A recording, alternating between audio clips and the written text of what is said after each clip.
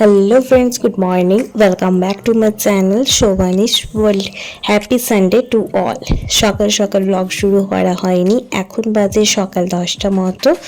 তো এখন নিয়েছি মুড়ি আর খোসা সহ লাল আলু ভাজা। এগুলো হচ্ছে দেশি আলু, একটু লাল লাল কালারের হয় আর খেতে বড্ড ভালো লাগে। তো এই সময়টাতেই পাওয়া যায়, এই সময়ে চাষিদের আলু ওঠে, তো এই সময়টাতেই পাওয়া যায় এই আলুগুলো।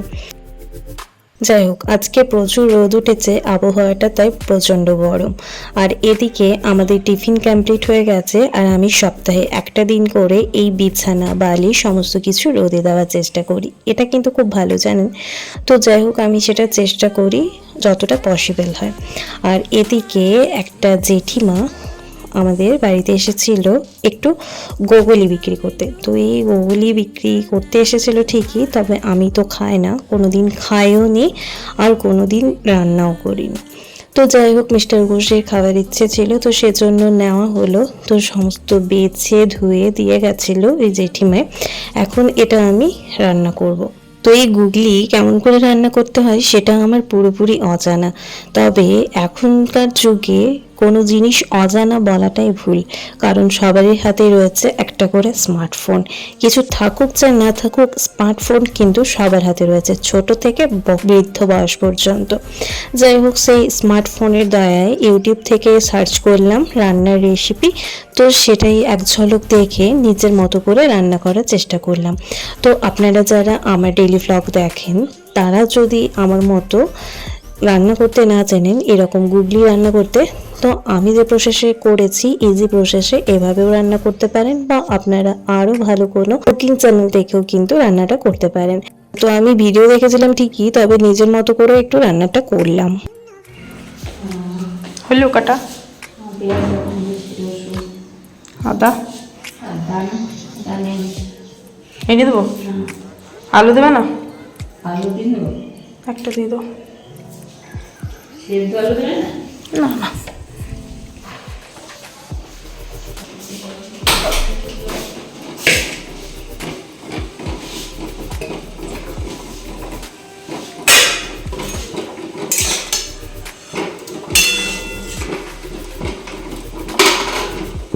আচ্ছা, তো এদিকে টক বগিয়ে ডিম ফুটতে শুরু করে দিয়েছে। ডিমটা পুরোপুরি আমি আমার জন্য বানাবো, মা তো খায় না, মায়ের জন্য আগের দিনের একটা মাছ রয়েছে। আর এদিকে গুগলি রান্না বসিয়েছি, এটা হচ্ছে মিস্টার ঘোষের জন্য। বাবা বাড়িতে নেই, একটু আত্মীয় বাড়ি বেড়াতে গেছে। তো যাই হোক, গুগলিটা আমি রান্না করছি, কোনোদিন করিনি। আমার অ্যাকচুয়ালি এই গুগলিটা দেখেই যেন কেমন একটা লাগে, তো সেজন্য আমি গুগলি খাইও না আর কোনোদিন রান্নাও করি না। মানে আমার বাবার বাড়ি কিন্তু কেউই খায় না। যাই হোক, এখানে মিস্টার ঘোষ খাবে বলেছে, আর ও খাবে বলেছে, সেটা আমি বানাবো না, এরকম তো হতেই পারে না। সেজন্য ওর আবদারে বানানো আজকে। তো প্রথমে আমি সিদ্ধ করে নিয়েছি, সিদ্ধ করার পর জলটা ফেলে দিলাম। এর ফলে গুগলির মধ্যে যে একটা বিশ্রী মানে স্মেল বের হয়, তো সেটা চলে যাবে। তো সেজন্য গুগলিটা সিদ্ধ করে জলটা ফেলে নিয়ে একটু ভালোভাবে ফ্রাই করে নিলাম। এরপর নর্মাল আলু পেঁয়াজ দিয়ে রান্নাটা করব। তো প্রসেসটা আপনাদের সাথে শেয়ার করছি, তার সাথে কী কী মশলা ব্যবহার করছি আমি অবশ্যই বলে দিচ্ছি। তো ফোড়নে আমি গোটা গরম মশলা কিছু দিলাম, যার জন্য যে স্মেল একটা রয়েছে গুগলির মধ্যে, তো স্মেলটা চলে যাবে। এরপর পরিমাণ মতো পেঁয়াজ কুচো করে সেটা এখন একটু বাদামি বাদামি করে ভেজে নিতে হবে। তারপর আর কি, কেটে রাখা আলু ভালোভাবে ধুয়ে নিয়ে দিতে হবে। আলু পেঁয়াজ ভালোভাবে ভেজে নিয়ে যে আমি মশলা বানিয়ে রেখেছি, পেঁয়াজ আদা রসুন, ওই মশলাটা দিয়ে দিতে হবে। তার সাথে কিছু গুঁড়ো মশলা অ্যাড করব। তো গুঁড়ো মশলার মধ্যে এখানে আমি অ্যাড করেছি জিরে গুঁড়ো, ধনে গুঁড়ো, মৌরি গুঁড়ো, আর তার সাথে দিয়েছি একটু কাশ্মীরি রেড চিলি পাউডার। তো এই হচ্ছে মশলার পরিমাণ মতো লবণ হলুদ সে তো রয়েছেই। অ্যাকচুয়ালি আমরা যেমনভাবে মাংস রান্না করে থাকি ঠিক সেরকম প্রসেসে রান্নাটা করছি, যার জন্য খেতে ভালোই হয়েছিল। পরে আমি ভরসা দিয়েছি। তবে হ্যাঁ, আমি কিন্তু খেয়ে দেখিনি, আমি খাই না তো খাই না, একটুও আমার কিন্তু খেতেও ইচ্ছে করেনি, সেজন্য খাইনি। তো যার জন্য বানিয়েছিলাম, তিনি বলেছেন যে রান্নাটা বড্ড ভালো হয়েছে। যাই হোক, রান্নাটা আমি আমার সাধ্য মতো যতটা সম্ভব ভালো করার চেষ্টা করেছি।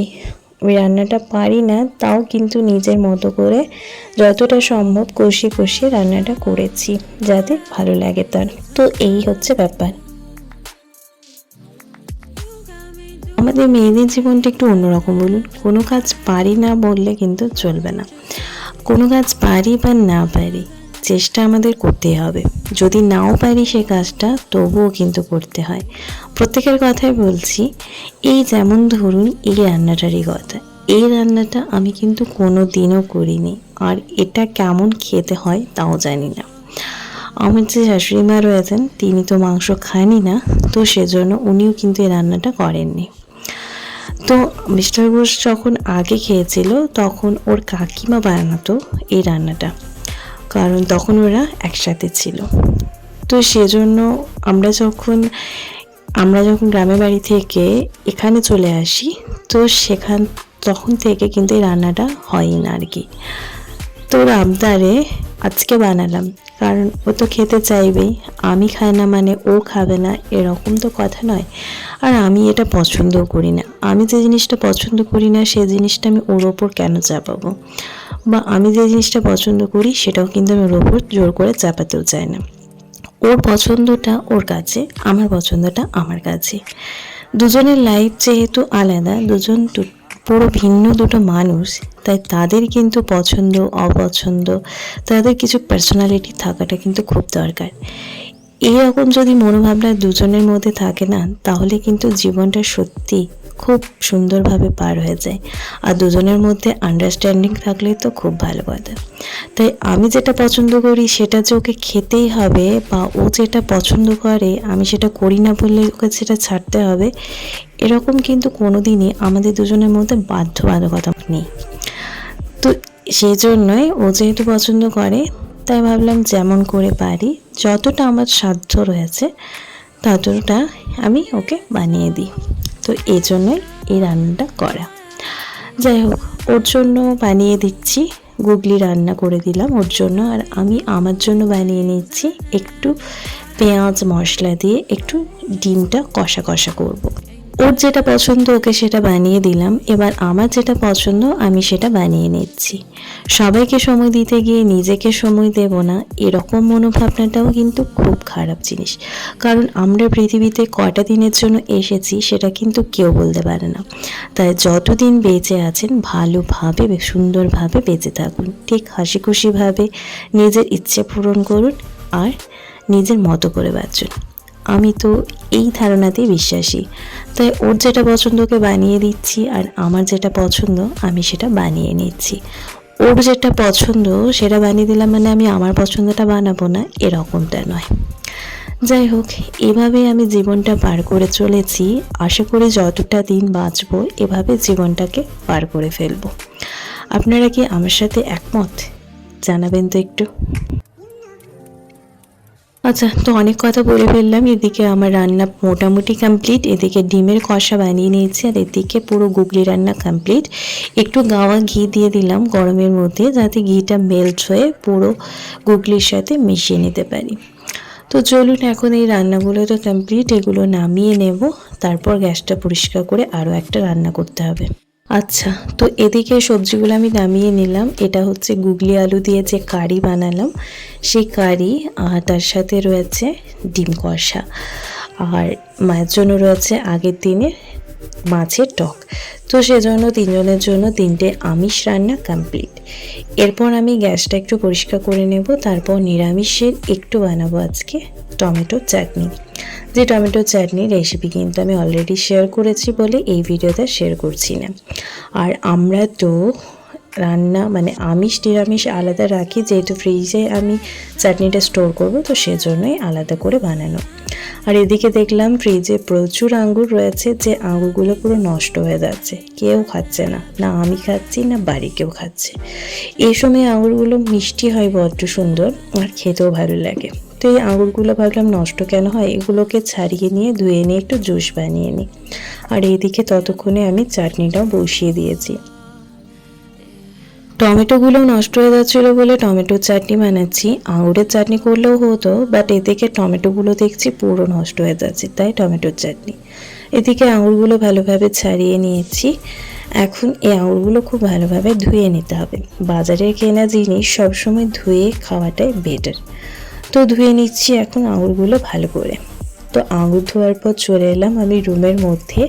আমার এই উত্তর দিকে জানালাটার যে গাছগুলো রয়েছে তার মধ্যে একটা টবের মধ্যে লাগিয়েছিলাম পুদিনা পাতা। আপনাদের তো শেয়ারই করেছিলাম, কি সুন্দর হয়েছে দেখুন পাতাগুলো, একটু লম্বা লম্বা হয়েছে, বড্ড ভালো লাগছে দেখতে। তো এই পাতাগুলো ডগা থেকে কয়েকটা কেটে নিচ্ছি, জুসের মধ্যে দেব, তাহলে দেখি ভালো লাগে খেতে আর গন্ধটাও সুন্দর বেরোয়। তো এই কয়েকটা ডগা কেটে কেটে নিচ্ছি, এইগুলোই আবার গজাবে।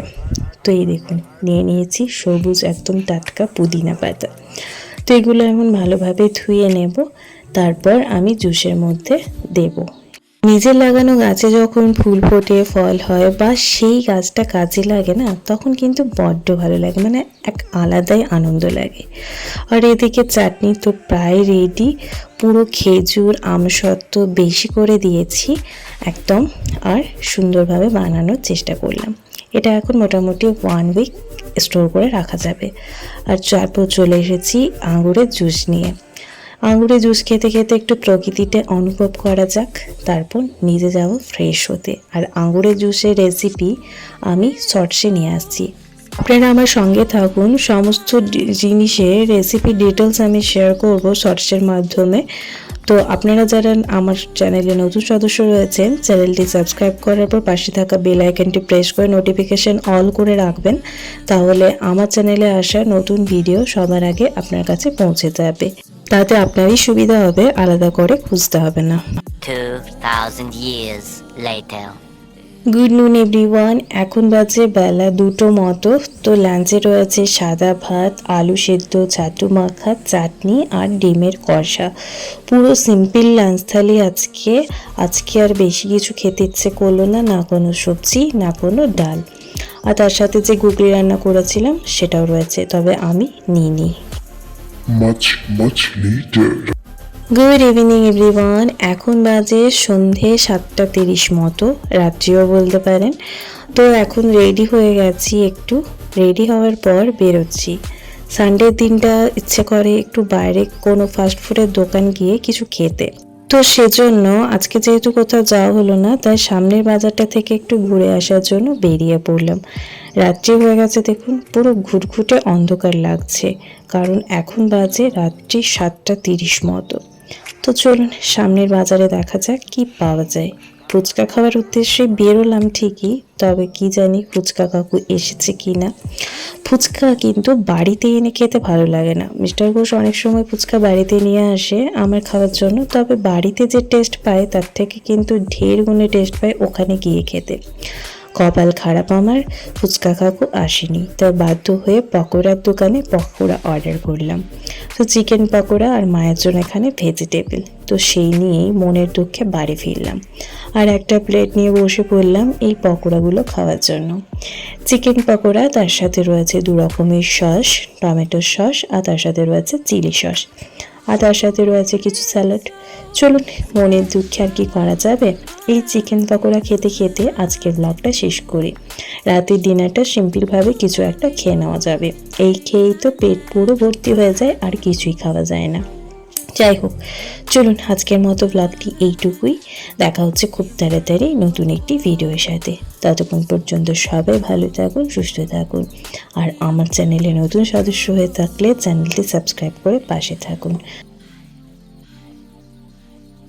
আচ্ছা, তো পকোড়া খেতে খেতে মনে পড়লো আজকে হচ্ছে 17 মার্চ সানডে, যে বাংলা রয়েছে সোনার সংসার যে অনুষ্ঠানটি হয় সেটি। তো সেটাই দেখছিলাম আর একটু ক্লিপ আপনাদের সাথে শেয়ার করলাম। চলুন আজকের মতো এইটুকুই, ধন্যবাদ, শুভরাত্রি।